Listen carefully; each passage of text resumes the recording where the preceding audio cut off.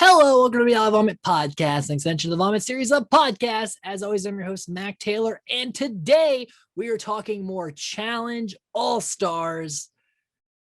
Wow, guys, this has been a fun season. I've really enjoyed it. Obviously, I'm new to Challenge as far as like this past year or so, where I did a little bit of a binging on it and kind of like got in the know, so to speak, of the Challenge. But this is a really good season. From what I've seen on like Reddit and online and stuff, people kind of agree that this season has been a lot better than maybe some of the last couple that have been, in the atmosphere. So with that being said, let's jump into episode 7. What about your friends? So Mark and Derek celebrating their big win. And by Mark and Derek, I mean Mark won the elimination, but Derek is just as hype as Mark. And the thing about Derek on this season, because he talks about being hungry for a win again, because he hasn't had a win since the Ruins, and he hasn't had a singles win ever. But the thing about Derek is, if Mark wasn't here, Derek would be the biggest threat in the game. But because Mark is here, and this is kind of Mark's thing, this is his baby, and he's doing so well on it, that Derek's kind of being overshadowed. And I feel bad for him. I do. But I would like to see him come back again and, kind of be the focus. Mark also willing to work with Kendall. He said, I'll run a final with her, because I don't think Mark really knew where Kendall's head was at. But seeing her, compete like she did, he's like, all right, like she's in it. She's ready to roll. Kendall really has been one of the impressive people on the season. Gisela has come out as far as the character goes and being like, oh, man, we got to see Gisela again. But Kendall was one of those people that she was a one and doneer, and that was so long ago with the Inferno. And she comes back here, and yeah, strategy wise, no, she's not there. But like physicality goes, as far as like competing goes, she's ready. Like it's like she didn't miss a beat. And I really want to see her maybe do 2 or 3 of these, just to really round it out, since she missed the first opportunity to have a challenge career. Let's end it nice, And Kendall, she's feeling herself, but she's worried she's going to go in again because guys are going to pick this time. And it's going to be real easy for someone to pick Kendall because of her record of winning.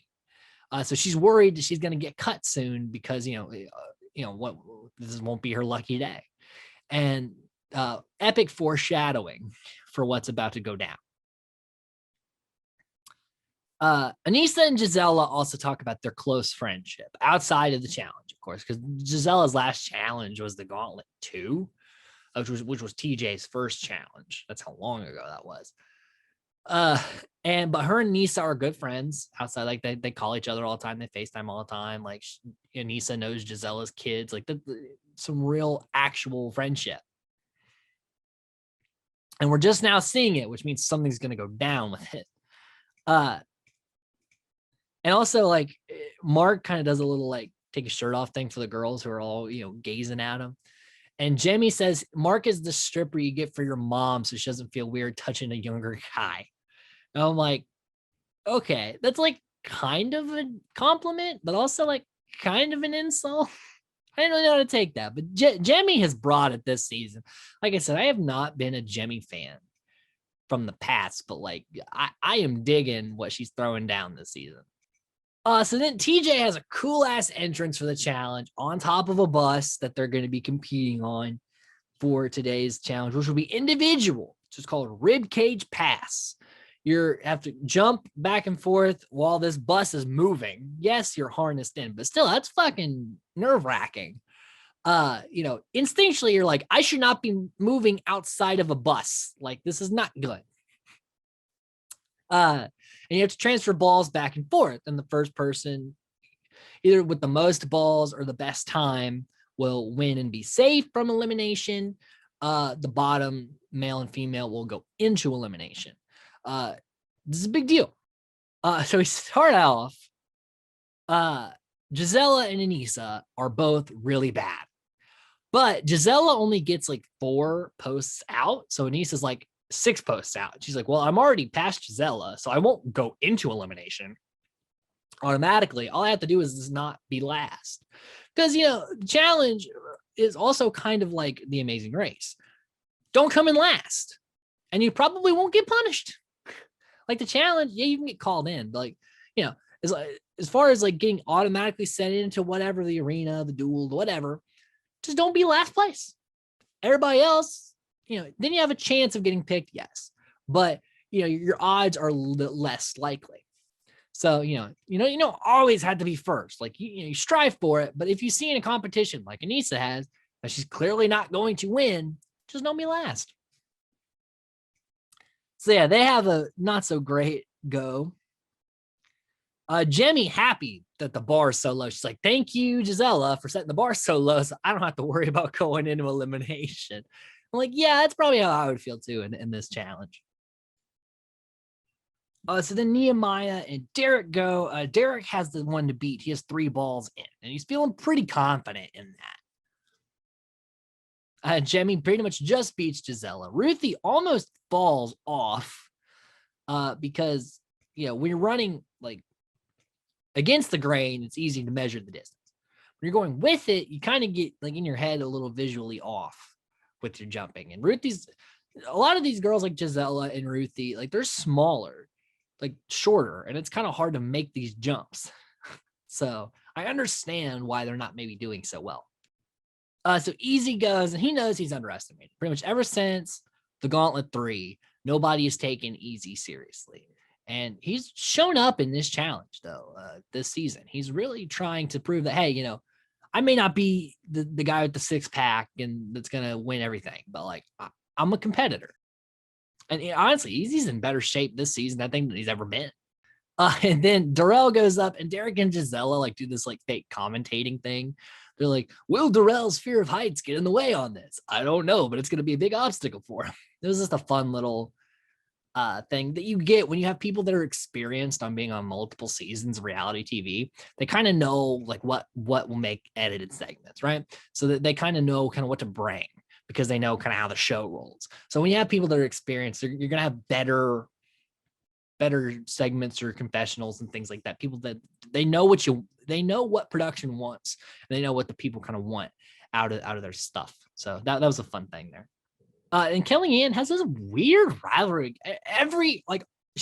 First of all, Kellyanne has like a damn near purple edit in this season. I always forget she's on this season, and she's made this far, and I'm like, oh yeah, Kellyanne's in this season.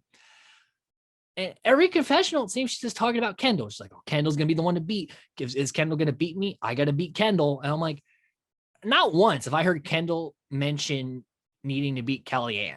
So it's like this weird one-sided rivalry. I guess like she knows he's like, man, I really need some screen time. That Kendall. Yeah, Kellyanne has been really purple this season.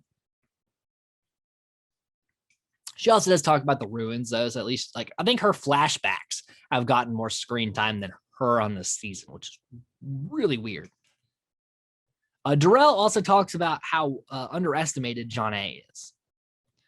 And I can see it. Yes, John A is not the top peak physical competitor, but she gives her damnedest and is usually a pretty good addition to these casts. And just because she squeaks by doesn't mean she couldn't squeak out a victory too. So basically, Derek thinks he's got this in the bag, but Mark smokes him there at the end, gets 4 balls, gets the safety for the day. And the girl who gets the safety is Kellyanne. So Kellyanne finally gets one over on Kendall. Even though Kendall didn't know this rivalry existed. Easy and Gisela, they get the worst. So they're going in. Easy wants Nehemiah. Because Nehemiah has talked a lot of shit about Easy. And especially whenever everyone's talked about wanting to take Easy in.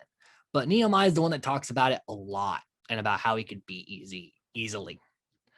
So that's what Easy wants. And also, you don't want to go against like someone like Derek or Darrell in an elimination. I understand being hesitant. And he's like, I haven't even seen Yes compete in an elimination, so I'm kind of worried about him too. So I understand him wanting he knows how Nehemiah does in these eliminations. He can kind of gauge Nehemiah a little better. And Anissa just talks about, she's had a lot of losses before finals. I think the only final she's ever ran was Duel 2. But that was a long time ago. So uh in the past like times after that, she would get like cut right before the final. And that's very frustrating. And she just wants to make it to the final. So she's like, if someone picks me, I'm gonna throw it because that's bullshit. And I'm like, well, no, you could win and still make the final. Like, don't do it out of spite, Anissa. But I understand the frustration. And she especially doesn't want to go against Gisela, her friend. But Gisela comes in and campaigns for, because she hears it's going to be Nehemiah. And she's like, no, I want yes or Darrell because someone, it should be someone that hasn't been to elimination yet because she's trying to protect all of them too. And she's like, and obviously it shouldn't be you, Derek, because she's talking to Derek. It's like, it shouldn't be you because you came in second. So you basically like got safety too. I was like, nice save, because he could have totally interpreted it like, well, I haven't been in elimination. You want me to go in? So, nice run around there for Gisela. But she's campaigning really hard to get yes or Darrell in. More specifically, yes. I don't really think she wants Darrell in. So it's like she's asking for yes, but not necessarily coming out saying just yes. And Anise is close to Darrell and yes. So she wants to vote in Nehemiah because her and Darrell, I think they did the most recent season of the challenge together. So, I mean, they have kind of that and they've been on a lot of seasons together. And then yes is just very good at bonding with people because even though he's been out of the loop for a while, he still comes right in and has not really been talked about until just now about going in. So Nisa and Derek kind of plead Gisela's case, but yes has a nice rebuttal about, my relationships they reset every day. So if every day, if we're cool, that's because I work on that. Like he has a very nice speech to kind of flip the script and get the attention off himself. And he does a good job. So we get to the votes. Nehemiah votes for yes. Derek votes for Nehemiah. Kendall votes for Alton for some stupid reason. Darrell votes yes. Alton votes yes. Jemmy votes Derek. John A votes Derek. I'm like, where did that come from? Ruthie votes Nehemiah. Yes votes Nehemiah, which makes it 3-3. Nehemiah and yes. And Anissa will have to make the deciding vote, which is some major irony. And she decides to go with her connections instead of her alliance or her friendship. So she picks Nehemiah. Nehemiah will go into the elimination. And that means Darrell, Derek, and yes go straight to the final without having to do an elimination. But there will definitely be a purge in the final. These people aren't running the one task to the finish. So, they're not out of the water. They're just in the final.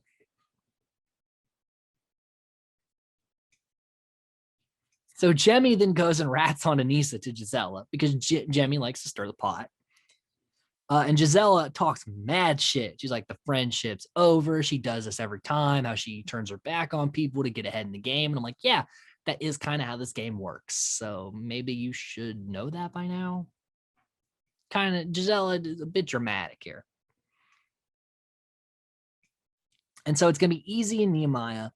And I don't know what started this, but I think Nehemiah is like trying to talk shit to Easy. And he's like, hey, I'll make you breakfast in bed. What kind of juice you want? I thought that was a kind of a funny line. And Nehemiah's like, it's okay. I ain't afraid of you. He's like, you should be. I sent you home in the duel. I'll send you home again. I'm like, damn. Which is true. Easy did send Nehemiah home in his very first challenge. So, if we go by records, Easy's got the record against Nehemiah. Kendall feels she's going to get picked by Nehemiah because Nehemiah wants to stay. As much as he talks about taking Anissa in, Anissa's like, I'll tank it. I'll throw it. And Nehemiah doesn't want to lose. So he should probably pick Kendall.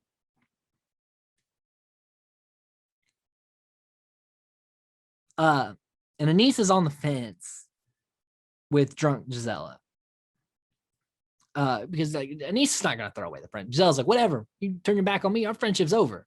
And Anissa's like, I'm not gonna turn my back on you, but like, damn, like, And Jemmy's like, well, it says how you play this game. And I'm like, but yeah, she's playing the game. But I understand what Jemmy's doing. Jemmy's like, yes, attention off of me onto other people. That's great. Awesome. Do that. I understand that. I don't blame Jemmy one bit. So Nehemiah is either going to pick Anissa, Ruthie, or Kendall, but we all know where he's going.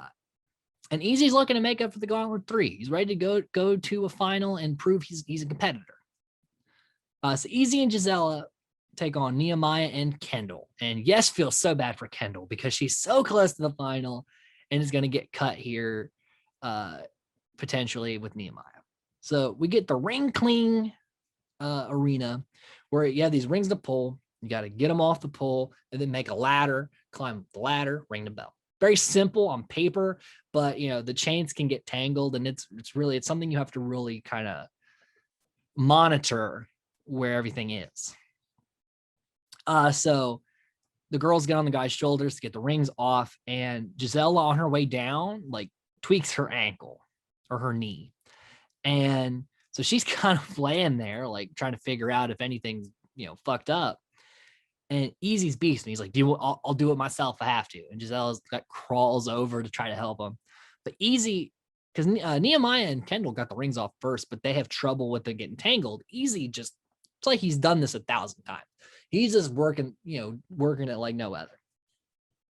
And Easy and Gisela get the win and send home Nehemiah and Kendall. So Kendall's a big threat's gone. And this is the second time Nehemiah's been eliminated by Easy. Kind of some irony since he talked all that shit early. And Easy gets a little redemption here. And then we kind of get set up. And I feel so bad for Kendall. So I said, Kendall needs another season because damn, she brought the fire as far as competitions go this season. I'd love to see her again. All-Star season 2, maybe season 3, just to give a little bit of a break. Bring Kendall in.